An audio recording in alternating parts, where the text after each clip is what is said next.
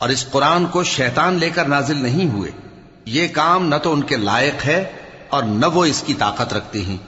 وہ تو آسمانی باتوں کے سننے کے مقامات سے الگ کر دیے گئے ہیں۔ تو اللہ کے سوا کسی اور معبود کو مت پکارنا، ورنہ تم کو عذاب دیا جائے گا۔ اور اپنے قریب کے رشتہ داروں کو ڈر سنا دو، اور جو مومن تمہارے پیرو ہو گئے ہیں ان سے تواضع سے پیش آؤ۔ پھر اگر لوگ تمہاری نافرمانی کریں تو کہہ دو کہ میں تمہارے اعمال سے بے تعلق ہوں، اور اس غالب و مہربان پر بھروسہ رکھو جو تم کو جب تم تہجد کے وقت اٹھتے ہو دیکھتا ہے، اور نمازیوں کے ساتھ تمہارے رکوع اور سجود کو بھی دیکھتا ہے۔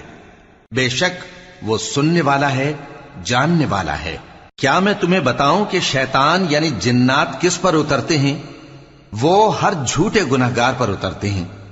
جنات سنی ہوئی بات اس کے کان میں لا ڈالتے ہیں، اور وہ اکثر جھوٹے ہیں، اور شاعروں